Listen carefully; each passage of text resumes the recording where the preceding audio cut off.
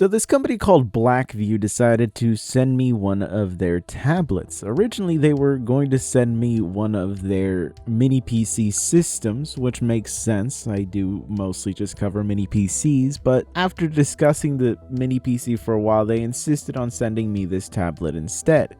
This is the Tab 70 from Blackview. Now, I said yes to taking the tablet just because I wanted to actually try out using Moonlight and setting up a Sunshine server and essentially just having a nice big client where I could stream games onto. Now, this was with the assumption that I had that any kind of modern device should be able to at least play back 1080p video. Blackview actually managed to find the one system in this universe that seems to struggle to even play 480p video. This tablet is legitimately one of the worst devices that I've ever used, and it is effectively e-waste. Here you can see I'm just trying to use YouTube by default. Now keep in mind, I'm signed into an account already.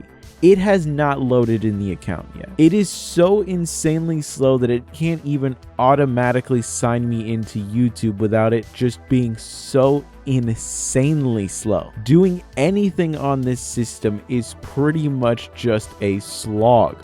And I don't understand how this company thought it would be a good move to send me this to review it. Once it actually finally loaded me in, again, you can see this screen is just super unresponsive, and it's not this tablet itself, at least physically. It is just the fact that the hardware in here is so insanely slow. It's using a Rockchip CPU that is one of their lowest end that they even have available. So this thing is an absolute just turd of a system, struggling to do literally anything on YouTube. And once it actually starts playing back video, well, it starts to be kind of a stuttery mess. Now, I could not figure out how to enable stats for nerds on here. I had it up before, but I think YouTube changed how it shows up because I literally could not find it in the menu. But you don't need stats for nerds to realize that this video was skipping a lot of frames. This was never really ever running at the native 30 FPS for the video.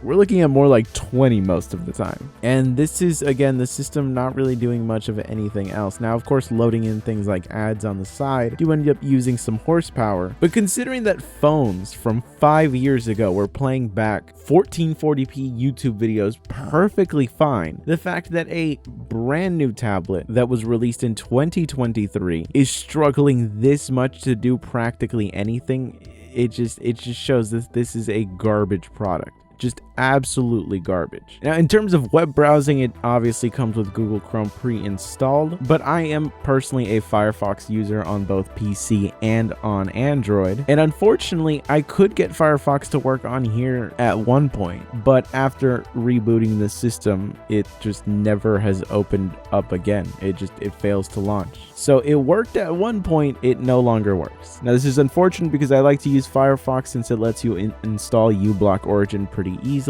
You pretty much need an ad block for a system like this, or else it will become literally the most dysfunctional thing ever. And so I had to install the Brave browser to actually be able to use this system at all. And while trying to do anything on the internet, the main thing that I came to a conclusion on is that about the only thing this is good at is reading manga. It can at least display some images so you could read manga on here, or if you're a connoisseur of the sacred numbers, it's pretty much just good enough for that kind of thing. But that was about the only use case that I found that this is good at, and even then it's not great. I would more than likely just end up reading anything like that on my phone before I reached for this thing, especially because the screen on this thing, as you can probably tell in the video, is very prone to fingerprints, is extremely washed out, and very dim. So again, it's not great for pretty much anything. And if you're wondering why I have it plugged in right now, it's because this thing dies so quickly as well. That's right, I'll just be using it for about a day. I'll put it down,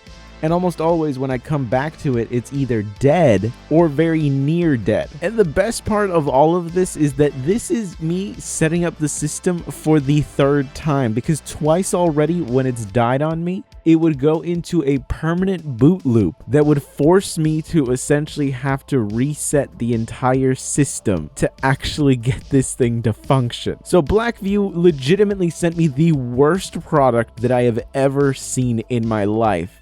And the fact that this is even made at all as a brand new product feels like it should be a crime, because you are literally manufacturing things that right out the door are garbage. Now, I originally was not even going to make a video about this thing, but Blackview has been hounding me on emails, constantly being like, when are you doing the video? When are you doing the video? When are you doing the video? They've gone to the point where they have now threatened that they will reach out to every Chinese company out there and make sure that they don't work for me, or work with me rather, if I don't make this video for them. Now, I have absolutely no expectation that they actually have the power to do that, and I really don't care if they do or not, since I buy pretty much everything here anyway. But I figure since they are so adamant about getting their tablet reviewed and talked about, I'll just show you what my experience using this piece of crap actually has been like.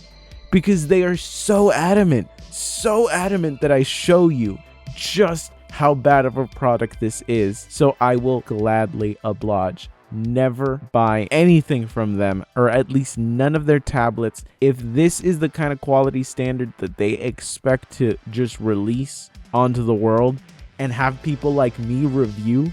If this is how little they care, you as a customer should not be buying any of their tablets. Now, they have more powerful systems than this. This thing is extremely underpowered. The biggest issue is just the RAM capacity that it has. They do have systems with more RAM, but I don't know. I don't know if that's going to be like worthwhile for you or not.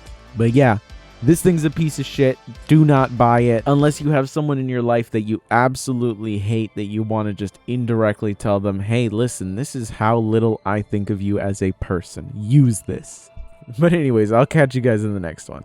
By the way, I did mess around with Moonlight a lot more on this system, just trying to find some way of getting it to work, since that was the original idea that I had for it, and this actually ended up being the best result that I got. Streaming the game at 720p using the HEVC codec and setting a video bitrate of about 40. While playing Killing Floor 2, this was actually the best level of performance that I was able to get, because we didn't end up dropping pretty much anything. Throughout most of the gameplay, it ended up going down to about as low as 58 FPS in terms of the video, which is perfectly fine considering that just trying to use YouTube, the system itself was actually dropping an insane amount of frames. This was actually pretty decent. Now, part of it has to do with the fact that the system itself really isn't doing much of anything besides playing back the video. There's no ads or anything loading up on the side. Very few things are really happening in the background in general, so the system can actually dedicate all of its hardware to decoding the video here, and it's doing a pretty decent job at it. Now, if I try to do 1080p or anything like that, everything falls apart, but 720p is actually pretty doable, and considering that this doesn't have a full HD display,